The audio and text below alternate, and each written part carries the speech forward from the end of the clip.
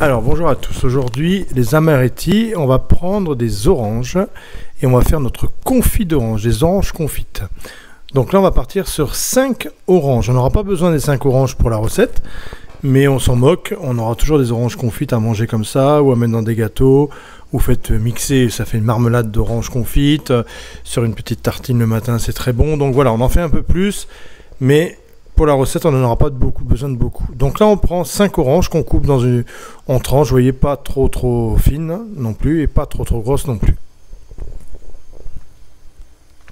Voilà, une fois qu'on a fait les 5 oranges comme ça, donc je vous montre une petite vidéo par-dessus, parce que là, je fais des angles différents de vidéo. Donc je me dis comme ça, vous préférez peut-être voir par-dessus que sur le côté. Voilà, donc là, après, on va les blanchir. C'est-à-dire qu'on va mettre une casserole, on va les remplir d'eau froide.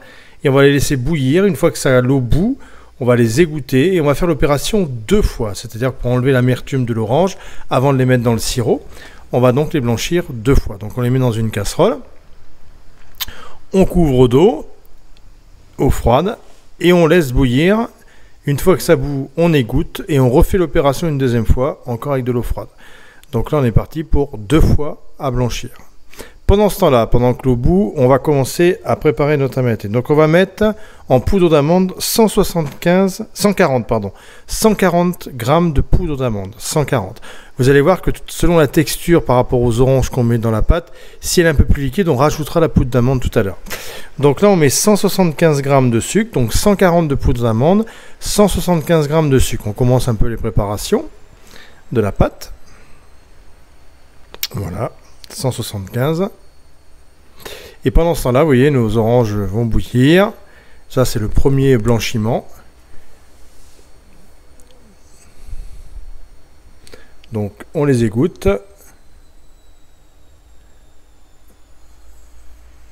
Voilà. On va les remettre dedans. On redémarre à l'eau froide. Et on refait bouillir une deuxième fois. Ah, vous pouvez faire des citrons confits comme ça, du même principe aussi. Hein. Donc, ça ne gêne pas du tout. Dans une crème citron, vous mixez le citron confit dans votre crème citron pour la tarte citron. Et ça fait une petite marmelade de citron dans l'intérieur de la crème qui est très bonne aussi. Petite astuce en passant de la tarte citron. Donc ensuite, on prépare le sirop pendant que le deuxième bouillon commence pour blanchir nos oranges. Donc là, on va mettre 300 g de sucre et un demi-litre d'eau, soit 500 g d'eau. Donc on met 300 g de sucre, 500 g d'eau et on mettra nos oranges dedans une fois qu'elles auront blanchi une deuxième fois. Et on fera bouillir le tout pendant 3 minutes. Donc là on va les mettre dans notre sirop. Là il y a le sirop, l'eau et le sucre. On rajoute donc nos oranges qui ont été blanchies 2 fois. Et on va laisser bouillir 3 à 4 minutes. Vous pouvez même laisser 4 minutes, hein, c'est pas gênant. Voilà, et là nos oranges confites seront prêtes pour la recette ou pour d'autres choses, comme je vous ai dit au début de la recette, que vous pouvez faire avec. Voilà, c'est très bon les oranges confites. Vous avez vu, c'est pas très compliqué. Allez, on attaque la pâte. Donc vous prenez un mixeur, si vous avez un mixeur, c'est quand même mieux. Sinon, vous hachez au couteau très finement les oranges, hein, pour pas que ça apparaisse. Donc là, je mets la préparation, vous savez, des 140 g de sucre en poudre et 175 de sucre semoule. Et je rajoute 2 blancs d'œufs crus dedans. 2 blancs d'œufs. Et je dois rajouter 50 g d'oranges confites. Sauf que là, j'ai été un peu délirant et j'en ai mis le double. J'ai mis au moins 100 g.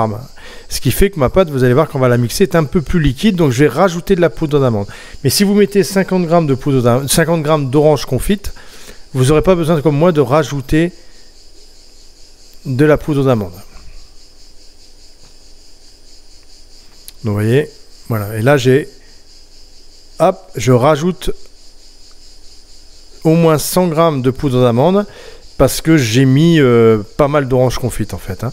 Mais vous suivez bien la recette, 50 g d'oranges confites pour 175 de sucre, 140 g de poudre d'amande, 2 blancs d'œufs, votre pâte sera très bien. Voilà, il faut qu'elle soit comme ça. Alors il y en a qui font des amaretti avec des pâtes très dures. C'est des pâtes d'amande quasiment extrêmement fermes. Moi j'aime pas trop. J'aime bien faire les amaretti lorsqu'ils restent assez onctueux. Donc vous avez vu la texture de la pâte. Il faut quand même qu'elle soit qu'elle se tienne un petit peu quand même. Hein. Voilà. Et là on va monter 2 blancs d'œufs, 2 blancs d'œufs en neige. Une petite meringue française toute simple. Donc là, je le monte à la main, hein, parce que c'est pas la peine d'utiliser le batteur pour ça. Et donc, je mets 2 blancs d'œufs, voilà. Et je monte déjà sans sucre, sans sel. Vous mettez jamais le sel au début, hein, quand vous montez des blancs, parce que ça rend l'eau tout de suite. Et quand vous rendez l'eau tout de suite, bah, vos blancs, ils montent moins bien, parce qu'ils s'alourdissent à cause de l'eau. C'est pour ça que quand vous laissez la meringue en repos quelques instants et vous la reprenez après, vous dites « Ah, mais il y a plein d'eau au fond », c'est parce que vous avez mis la pincée de sel au début. Donc on met jamais la pincée de sel au début. Donc là, on y va, à la force du poignet, tac, tac, tac. Bon, moi, je suis un Thermomix, donc ça va. Vous voyez, voilà, il faut quand même qu'il soit un petit peu ferme, hein. Je rajoute le sucre, donc on a 50 g de sucre. Et 2 blancs d'œufs, hein, je rappelle au départ. Donc ça, après, on va l'incorporer en 2 fois, en coupant à la spatule, à la maryse, à notre pâte qu'on vient de mixer. Donc à la pâte de sucre, de poudre d'amande et d'orange confite et de blanc d'œuf. Voilà, et on va la détendre avec les blancs. Vous voyez, donc là, on récupère notre pâte de tout à l'heure et on va y incorporer les blancs.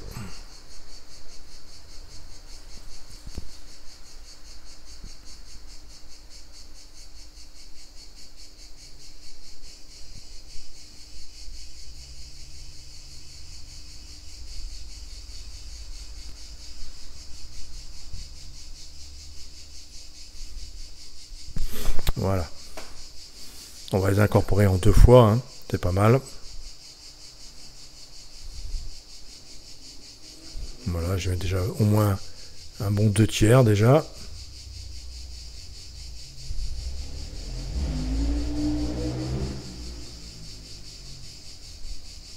Voilà, il y a des améretis où la pâte est plus ferme, hein. Je répète, il y a plusieurs recettes.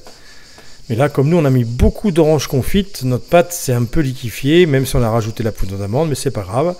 Vous allez voir, le résultat est pas mal et en goût, c'est très très bon aussi, hein.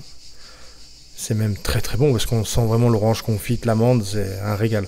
Avec un petit café, c'est un vrai bonheur.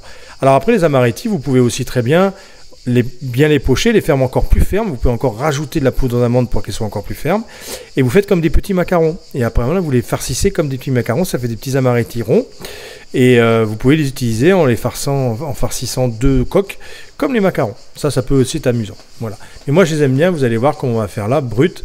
C'est-à-dire quand je dépose comme ça, brut de décoffrage, ça reste à peu près de la même taille, ça s'étale juste un petit peu et ça fait artisanal. Moi j'aime bien, j'ai pas envie, voilà, c'est des recettes gourmandes, c'est des recettes qu'on mange comme ça pour se faire plaisir, donc c'est pas la peine de tomber dans le perfectionnalisme.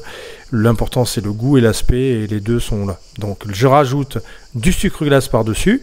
Donc là j'aurais pu le passer dans un tamis, mais bon, c'est vrai que j'étais un peu pressé. La recette, il y avait beaucoup de monde qui rentrait au restaurant, donc je me suis un peu dépêché pour tout vous dire.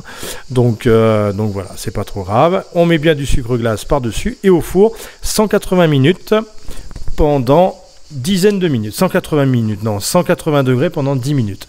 Et on a ce résultat-là, vous voyez, des amaretti bien dorés sur le côté, légèrement blancs à l'intérieur, sur le dessus. Et alors là, j'ai des moules chauds, hein, mais on peut attendre qu'ils refroidissent, ils deviennent croquants un petit peu. Ils sont croquants et moelleux, c'est un petit gâteau super bon en fait, hein. Et voilà, donc vous voyez, c'est un bel petit aspect et l'intérieur est bien moelleux. Voilà, merci à vous et à bientôt pour d'autres recettes.